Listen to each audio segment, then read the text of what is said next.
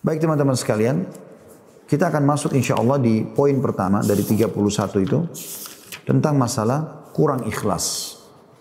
Penulis mengangkat di halaman 8-nya di sebab lemah iman yang pertama adalah kurang ikhlas. Allah SWT berfirman dalam surah Bayyinah ayat 5. Karena Anda belum pegang bukunya mungkin Anda bisa membuka Al-Quran surah Bayyinah ayat 5.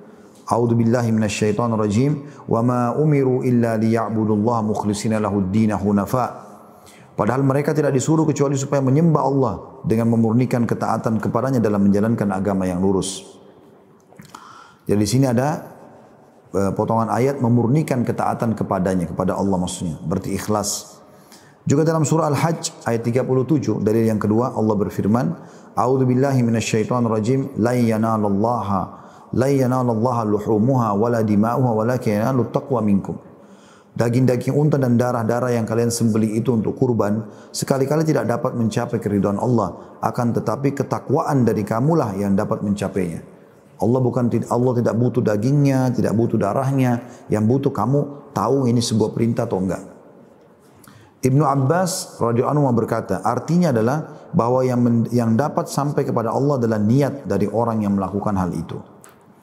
Dan nilai suatu perbuatan amat tergantung pada niat. Barang siapa yang baik niatnya, maka perbuatannya itu akan menjadi baik dan ia pasti teguh, terhindar dari kelemahan dan terhindar dari fitnah dalam beragama, dan ia akan terhindar dari kesesatan dan penyimpangan sebagaimana Allah berfirman dalam surah Al-Hijr ayat 40. Surah Al-Hijr ayat 40. A'udzu billahi minasyaitonir rajim illa ibadaka minhumul mukhlasin. Iblis berkata, ya, saya akan sesatkan mereka semua anak Adam ini kecuali hamba-hambamu yang ikhlas di antara mereka. Baik teman-teman sekalian. Kita akan coba bedah dulu sebelum melanjutkan paragrafnya. Amal itu yang Anda kerjakan, mau sholat, mau puasa, mau haji, mau umrah, mau sedekah, bakti sama orang tua, jenguk orang sakit, zikir, berdoa dan segala macam, hanya akan diterima kalau memenuhi dua syarat mutlak. Yang pertama, ikhlas. Kata Nabi SAW dalam hadis riwayat Abu Dawud dengan sanad sahih, Inna Allah la yakbalu amalan illa makana khalisan liwajhi. Allah tidak akan pernah menerima amalan kecuali yang ikhlas karenanya.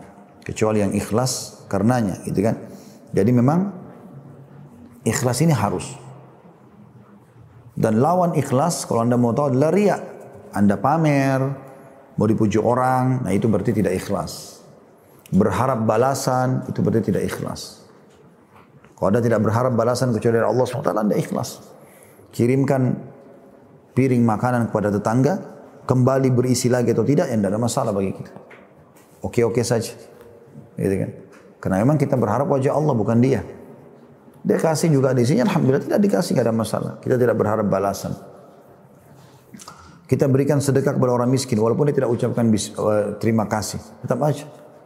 Ciri orang tidak ikhlas itu, begitu dia kasih, udah duitnya dikasih 500 rupiah, 500 perak, 1000 atau 2000, kasih orang miskin. Begitu kasih, orang itu langsung pergi. Mungkin dia buru-buru ingin mengejar mobil lain di lampu merah atau apa saja. Wah, memang dasar nggak tahu terima kasih. Betul, dia berharap pujian itu. Rugi benar. Orang ikhlas tidak akan begitu. Bahkan dia berharap kalau perlu orang itu terima lalu pergi, nggak ada masalah bagi dia. Karena bagi dia antara dia sama Allah SWT. Bahkan orang ikhlas itu sering kali melakukan perbuatan berharap tidak ada yang tahu malah. Dia kasih, nggak ada yang tahu dari dia. Dari mana? Hamba Allah. Ada orang dibisikin sama syaitan, ganggu keikhlasannya. Begitu diiklankan di masjid dekat rumah. Bapak ibu sekalian muslimin muslimat, masjid kita lagi butuh bantuan. Siapa yang mau menyumbang silakan datang ke masjid membawa begini dan begitu. Ya. Kemudian Anda datanglah menyumbang. Begitu ditanya pengurus masjid, atas nama siapa? Kalau Anda ikhlas, hamba Allah aja. Kalau yang tidak ikhlas, oh haji fulan bin fulan bin fulan. Ya, kalau perlu tanya, tulis itu haji berapa kali. Ya. Atau hajja fulana binti fulan bin dan seterusnya. Naudzubillah. Lalu kemudian disebutlah namanya, dia lagi di rumah, dia dengar tuh pakai mikrofon masjid. Yang telah menyumbang haji fulan dan fulan. Syaitan bisikin hatinya, tuh namamu disebut. Oh iya, selesai. Hanya sebatas itu. Untuk apa teman-teman riya ini? Untuk apa? Manfaatnya apa? Hilang. Mau ngejar lidahnya orang? Oh, kamu hebat, kamu dermawan, kamu soleh. Itu kamu soleh, itu yang kau kejar. Apa yang kau dapat? Kenyang ke perutmu, tambah terang matamu, bertambah ke rambut kepalamu. Gak ada sesuatu yang kau dapatkan. Rugi, gitu kan? Gak ada manfaatnya sama sekali. Tapi orang ikhlas dapat pahala. Dia akan panen itu pada hari kiamat. Kita sebagai seorang muslim yakin, "Faman ya'mal mithqala dzarratin khairan yara." Siapa yang buat seperti biji sawi dari kebaikan, pasti dia akan dapat lihat dan dapat balasannya. "Wa may ya'mal mithqala dzarratin syarran yara." Allah gunakan kalimat dzarrah, dan siapapun yang berbuat seperti biji sawi dari keburukan, dia akan lihat. Semua akan didapatkan. Maka rugi kita butuh di sana. Saya kasih resep kalau orang mau riak sebenarnya. Daripada antum sholat malam, udah 1 jam, 2 jam sholat malam, udah khusyuk, udah berdoa. Terus besok teman kantor juga riak. Semalam kau sholat gak? Saya sholat. Begitu, akhirnya hilang pahala 2 jam. Gak usah repot-repot. Malam hari kalau mau tahajud, cari siapa yang jadi target anda besok. Misal atasan fulan, teman fulan. Ketuk rumahnya bel, saya mau sholat malam, lihat nih. Selesai. Gak usah tunggu besok pagi, kan rugi. Buang-buang waktu itu. Ya. Mereka para salafus saleh teman-teman sekalian berharap agar amalnya tidak diketahui. Dan Nabi SAW juga sudah mengatakan dalam hadis sahih riwayat Muslim, Inna Allah yuhibbu taqiyul ganiyul khafi. Allah cinta sekali dengan hamba yang taqi, suka patuh pada Allah. Yang diperintahkan kerjakan, yang dilarang jauhi. Yang halal nikmati, yang haram tinggalkan. Lalu ghani, kaya, suka bersedekah. Dan khafi, suka merahasiakan amalnya. Sebagian salafus saleh teman-teman pernah bersedekah 20 tahun. Bukan 20 tahun malah, seumur hidupnya sekian tahun dia bersedekah. Gak ada yang tahu kalau dia bersedekah. Termasuk orang-orang miskin yang menerima sedekahnya. Dinukil sebuah kisah seorang penduduk Madinah dari cucu Nabi SAW. Orang ini sangat soleh. Setiap habis sholat malam, dia nggak cerita sama istrinya. Dia ambil gandum, ya, berkarung-karung 1 kilo, diangkat sampai 100 kilo. Pikul di karung besar, diputar di pundaknya, dibawa. Dia naik kuda, dilempar ke rumah 100 orang miskin. Dia nggak ketuk ya, ini dari saya, nggak ada. Taruh, pergi. Itu puluhan tahun dia berjalan. Anda tahu kapan ketahuannya? Pada saat orang ini sudah meninggal dunia. Jenazahnya itu disolati, ternyata di pundak sebelah kanannya ada bekas warna hitam. Ditanya istrinya, kenapa ini pundak suamimu? Dia bilang, saya juga tidak tahu. Istrinya nggak tahu. Saya juga tidak tahu. Hanya saja saya tahu kalau malam-malam biasa dia keluar bawa karung. Karena dia tidak cerita, saya juga tidak tanya gitu. Lalu kemudian pada saat itu ada orang-orang tersebarlah begitu di Madinah. Ternyata ada orang-orang miskin yang biasa terima kantong-kantong gandum. Sekarang sudah tidak lagi semenjak orang itu meninggal. Baru ketahuan kalau dia lakukan. Puluhan tahun. Seorang di antara mereka teman-teman berpuasa sunnah Senin Kamis. 20 tahun lebih istrinya nggak tahu. Kok bisa? Bukan dia tidak bisa cerita sama istrinya, bukan dia tidak bisa ajak. Tapi rupanya sebelum menikah, ini ijtihad dari dia ya. Sebelum dia menikah, dia nggak pernah sama sekali, dia selalu puasa Senin Kamis. Begitu dia nikah, dia tidak cerita sama istrinya, kalau saya puasa Senin Kamis. Istrinya seperti layak semua istri, nyiapin makan istri suaminya. Kalau Senin sama Kamis, dia nggak bilang, nggak usah saya lagi puasa. Enggak, dia diam saja, dia bawa, suruh bungkusin. Istrinya pikir dia makan, dia kebetulan punya toko di satu tempat gitu ya. Di kota Irak pada saat itu, di salah satu kota di Irak, dia pergi. Kemudian dia buka, kalau dia lagi makan siang, dia panggil orang miskin, dikasih makanan itu. Dia pulang ke rumahnya setelah maghrib. 20 tahun dia buka puasa, baru dia pulang ke rumahnya makan. Istrinya pikir dia nggak puasa. Untuk jaga keikhlasan. Seseorang di antara mereka teman-teman sekalian, pada saat dia tidur malam hari, dia tidurin istrinya, sampai tidur kemudian dia bangun sholat malam. Sampai istrinya tidak tahu bertahun-tahun begitu. Satu malam istrinya terkaget, lalu lihat suaminya sholat. Dibiarkan sama dia. Besok dilihat sama lagi. Terus begitu. Dan selalu kalau pagi-pagi matanya suaminya sampai memerah, kurang tidur. Lalu dia tegur satu malam suaminya pas turun, bos mau sholat malam, lalu kemudian dia mengatakan, wahai suamiku, kasihanilah dirimu. Aku perhatikan kau setiap malam begini. Entah sudah berapa lama kau nggak istirahat. Lalu kata suaminya, tidurlah wahai istriku kalau kau mau tidur. Sesungguhnya apa yang saya lakukan kebaikan buat saya dan kebaikan buat kamu juga. Maksudnya kalau saya masuk surga nanti kau juga dapat sama. Mereka menjaga amal itu. Jaga. Ada seseorang salafus saleh pernah sholat malam di hutan, diikuti oleh seseorang dan ketahuan dia sholat malam, gitu kan.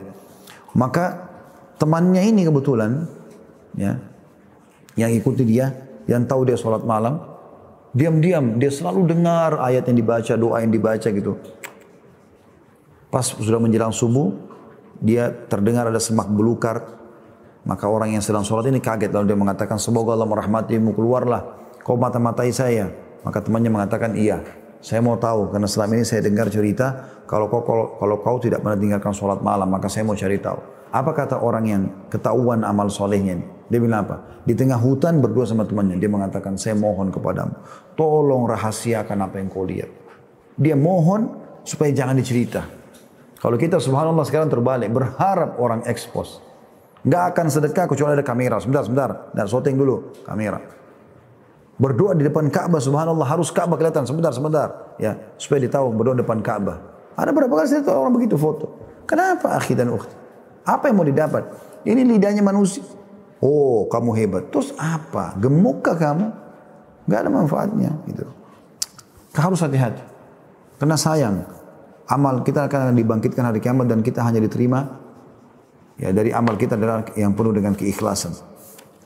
Oleh karena itu disebutkan, kata penulis, diriwayatkan dari Umar bin Khattab radhiyallahu anhu bahwasanya Rasulullah SAW bersabda, innamal a'malu binniyati wa innamal likulli imri'in ma nawa. Sesungguhnya pekerjaan-pekerjaan itu tergantung pada niat-niatnya dan sesungguhnya setiap orang akan mendapatkan ganjaran perbuatan sesuai dengan yang dia niatkan. Hadis riwayat Bukhari Muslim. Imam Nawawi rahimahullah berkata, ini adalah hadis sahih yang telah disepakati kesahihannya dan disepakati sebagai satu di antara hadis-hadis yang berkedudukan dan keutamanya sangat besar serta merupakan salah satu di antara hadis-hadis yang menjadi dasar-dasar Islam. Ikhlas adalah di mana pujian dan hinaan manusia sama nilainya di sisimu dan kesepadanan antara yang lahir dan yang batin pada dirimu. Pada zaman ini keikhlasan merupakan barang langka, dalam kurung tidak ada yang memilikinya kecuali bagi mereka yang dirahmati Allah, apalagi di tengah kehidupan yang penuh dengan tipu daya, lemahnya muraqabah atau mawas diri dan keyakinan. Kata penulis, saya tidak yakin, saya tidak mengatakan bahwa keikhlasan telah lenyap sehingga dengan begitu saya telah berdusta. Akan tetapi untuk menuju kepada keikhlasan dibutuhkan kesungguhan dan latihan yang terus-menerus atau mujahadah dalam setiap amal perbuatan. Salah satu ciri ikhlas teman-teman sekalian adalah tidak menceritakan amal. Kalau dia ditanya, baru dia jawab. Kalau ada orang tidak ditanya cerita, berarti sudah jelas riya. Terutama paham salah ibadah gitu kan. Kau puasa enggak? Kau puasa? Saya puasa. Enggak ada yang nanya. Siapa yang nanya kamu? Halo, gitu kan. Kan enggak boleh. Gitu kan aneh benar. Tapi kalau kita mau ke masjid, tiba-tiba ada yang tanya, mau kemana? Pak, mau kemana? Masa kita bilang, kalau saya bilang riya nih. Kan tidak mungkin. Ya saya mau ke masjid. Kan lagi ditanya. Kalau ditanya beda. Kalau tidak ditanya, nah ini jadi masalah. Satu perbuatan jika telah dinodai dengan berbagai macam noda berupa riya atau mencari kemasyhuran, maka sungguhnya sikap itu akan menjadikan seseorang lemah dalam melaksanakan pekerjaan itu. Bahkan pekerjaan itu akan menjadi sia-sia. Dari Abu Hurairah radhiyallahu anhu ia berkata, aku mendengarkan Rasulullah SAW bersabda, qala Allah Ta'ala, ana agna syurakai an syirk, man amila amalan asyraka fihi ma'i ghairi taraktuhu wa syirku. Allah yang maha tinggi telah berfirman, aku paling sangat tidak membutuhkan kesyirikan. Partner, Allah enggak butuh itu. Ya, jadi ikut sertakan Allah salat untuk Allah tapi juga untuk dipuji sama orang. Allah enggak butuh itu. Maka barang siapa yang telah melakukan suatu perbuatan yang dalamnya perbuatan itu yang mempersekutukanku dengan selain aku, kata Allah, maka aku akan meninggalkannya dan perbuatan syiriknya itu. Hadis sahih riwayat Muslim. Terkadang seseorang telah beriltizam atau bersikap konsisten hingga ia termasuk dalam golongan orang-orang yang konsisten. Akan tapi tujuannya bukan untuk konsisten itu sendiri dan tidak pula bertujuan untuk mendapat ridha Allah, melainkan ia memiliki maksud-maksud lain yang dengan cepat akan menghancurkan sikap konsistennya itu. Karena ia tidak mengharapkan Allah dan juga kehidupan akhir. Abu Al-Qasim Al-Qusairi rahimahullah berkata, ikhlas itu adalah memusatkan niat dalam melaksanakan ketaatan hanya kepada Allah yang maha suci semata, yaitu melakukan ketaatan dengan maksud hanya untuk taqarrub atau mendekatkan diri kepada Allah. Tidak ada maksud lain, seperti untuk mendapat perhatian, pujian manusia, atau tujuan-tujuan lain yang bukan untuk mendekatkan diri atau taqarrub kepada Allah. Sahal bin Abdullah At-Tasatturi rahimahullah berkata, ketika orang-orang bijak menafsirkan ikhlas, maka mereka tidak mendapatkan selain pengertian bahwa hendaknya bergerak atau berdiamnya seseorang dalam situasi terlihat ataupun tersembunyi adalah hanya karena Allah semata. Tidak dinodai oleh hawa nafsu ataupun dorongan duniawi. Terakhir paragrafnya teman-teman sekalian, maka barang siapa yang mendambakan keselamatan di dunia dan di akhirat, maka hendaknya ia bersikap ikhlas dan terus-menerus mengawasi niatnya, karena hanya dengan sikap itulah suatu perbuatan memiliki nilai ibadah. Pekerjaan sedikit atau kecil yang disertai keikhlasan itu lebih baik daripada pekerjaan banyak yang hampa tanpa keikhlasan. Saya akan tutup teman-teman sekalian dengan kisah Zubaidah rahimahullah. Anda mungkin tidak tahu siapa Zubaidah. Ya. Itu bukan orang Indonesia, tapi dia adalah salah satu ratu Islam. Zubaidah, namanya dia Amatullah. Ya. Dia adalah istri Harun al-Rashid, salah satu khalifah di zaman Abbasiyah, yang terkenal dengan kekuatannya, keberaniannya dan segala macam. Teman-teman sekalian, Zubaidah ini terkenal sudah cantik, saking cantiknya sampai dipanggil Zubaidah. Zubaidah dari bahasa Zubda. Zubda itu artinya mentega, lembut, warnanya bagus gitu-gitu ya. Orang juga pakainya mudah dan seterusnya. Jadi dia menggabungkan antara kecantikan, kedudukannya sebagai ratu, dan rajinnya beribadah terutama sedekah. Tidak pernah teman-teman ada satu titik kesempatan sedekah kecuali beliau sedekah. Kalau Anda keluar dari Arafah menuju ke Muzdalifah satu waktu Anda pergi haji atau Anda umrah insyaAllah, pada saat Allah juga sudah bukakan kembali biidznillah, maka antara Arafah dengan Muzdalifah itu ada gunung, itu umumnya pasti dilewati oleh bus-bus umumnya. Di sebelah kanan itu ada gunung, kalau Anda menuju ke Muzdalifah ada tembok seperti tembok benteng tapi tidak terlalu besar ya. Itu panjang sekali, itu adalah saluran air Zam-Zam. Dan juga antara Mekah, Taif sampai ke Irak ya, karena dulu ibu kota dinasti Abbasiyah dulu di Irak ya. Sampai ke Irak ya, di Baghdad itu setiap berapa meter sekali, berapa, mungkin kalau kita sekarang ukuran 1 kiloan atau 2 kilo, pasti ada sumur. Ada sumur, itu semua perbuatannya Zubaidah rahimahullah. Jadi beliau suka sekali melihat, oh ternyata waktu pergi haji kok susah sekali ya jemaah haji ini. Padahal zaman dulu tuh dia pun, walaupun dia ratu, dia pakai unta. Gak ada AC kayak kita sekarang, tetap capek gitu kan. Tapi beliau akhirnya buat uangnya dia sendiri pribadi, mulailah dia buat sumur-sumur sampai yang jadi semua.